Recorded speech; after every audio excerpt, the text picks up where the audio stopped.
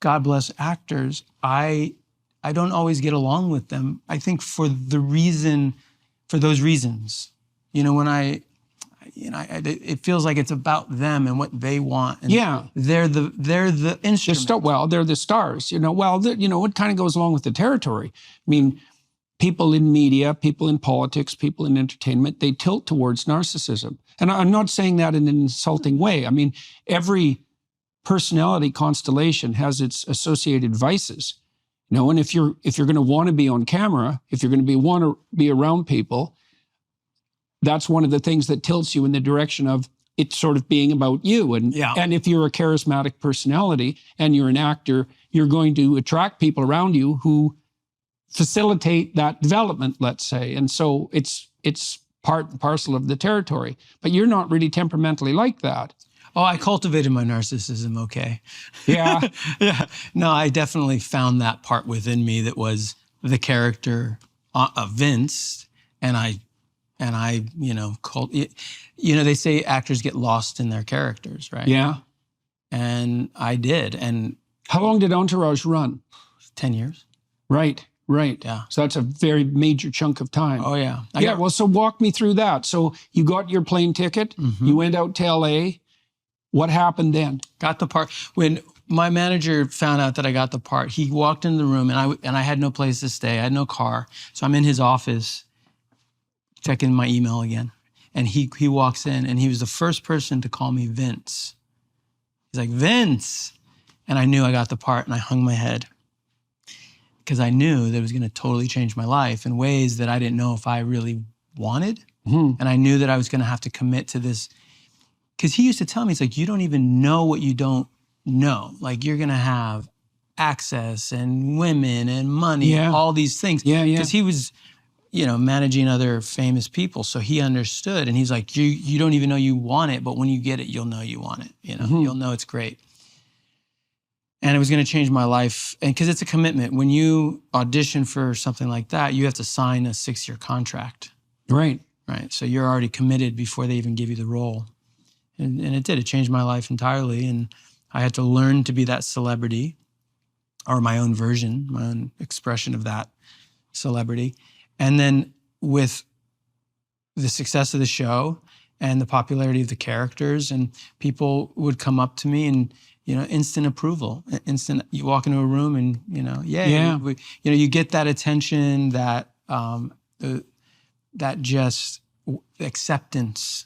Had that happened to you at all before? I mean, you'd had some success as an actor before that, but not like that. Not like that. Oh, totally different. Yeah, I mean. And you were about 28, you said, when 27, 28. Okay, so you're not a kid when this happened, so that's something. So, all right, so now you have what? You said instant accessibility, instant approval, right? Tell me about the character that you played and how that tangled up into that.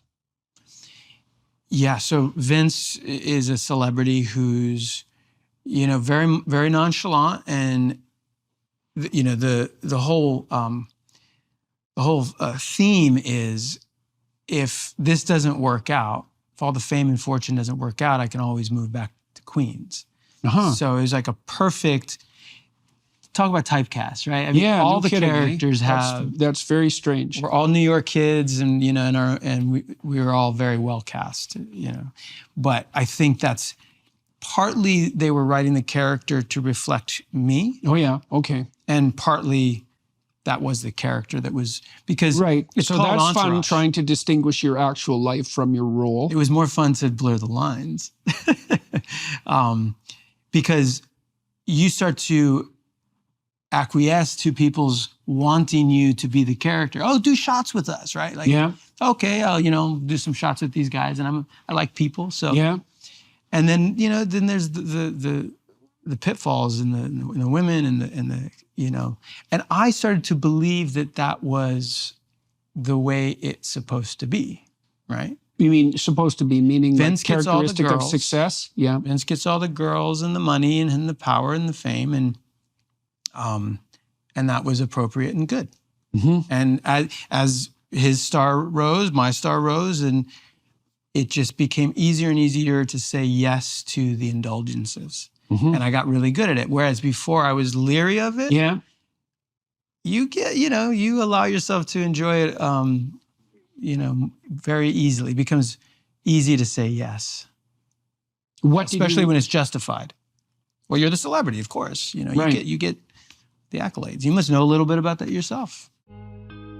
Sleep is the foundation for our mental and physical health. In other words, you've got to have a consistent nighttime routine to function at your best. But if you're struggling with sleep, then you've got to check out Beam.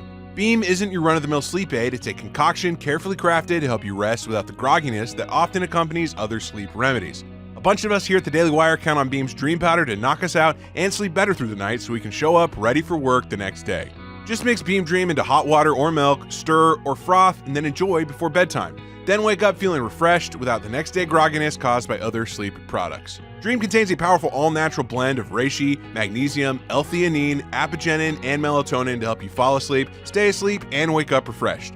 And with it now being available in delicious flavors like cinnamon cocoa, chocolate peanut butter, and mint chip, better sleep has never tasted better. And today, listeners of this show can get a special discount on Beam's Dream Powder. Get up to 40% off for a limited time when you go to shopbeam.com/Peterson and use code Peterson at checkout. That's shopbeam.com/Peterson and use code Peterson for up to 40% off. I mean, your life this has all changed. happened to me when I was pretty old.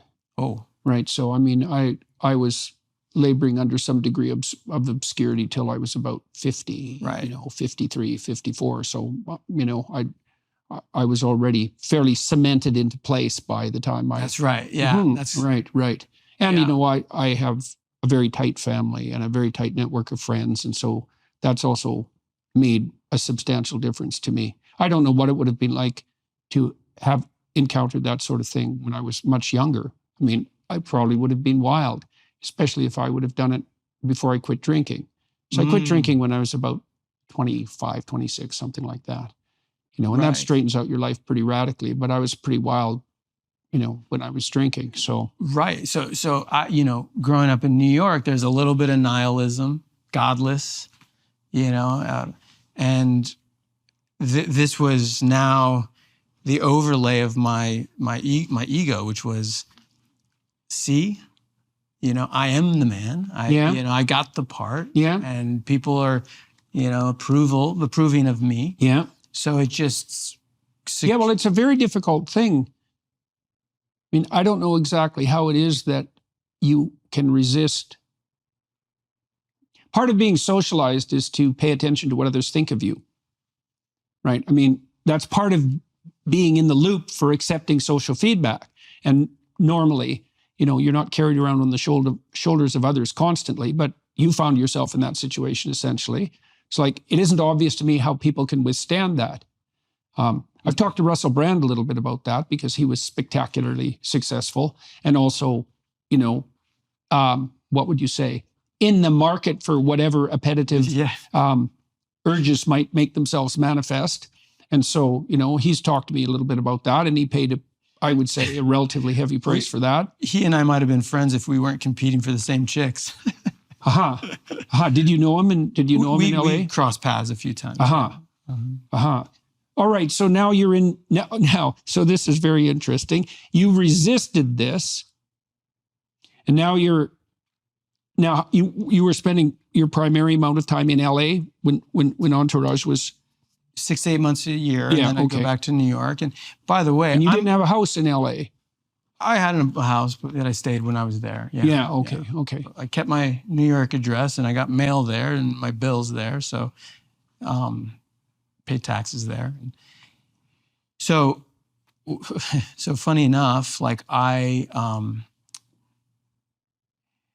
you should check out. I actually made a documentary. So I simultaneously, while I'm on this ride and I'm finding more and more excuses to indulge and enjoy the lifestyle, I was maintaining a sense of my goodness by doing environmental work and starting charities and making documentaries. And I still had a band the whole time. In fact, the band really got popular after that, even though we might not have deserved it otherwise. So I still had my other life, which kept me feeling like I was not swept up in that whole thing. Right. But not really recognizing how much I really was captured. Okay, so why not be captured? Like, I mean, you were successful. You got the part. The part was successful. The series was successful, and you have these things that are laid at your feet. Mhm. So, what's the problem with indulging?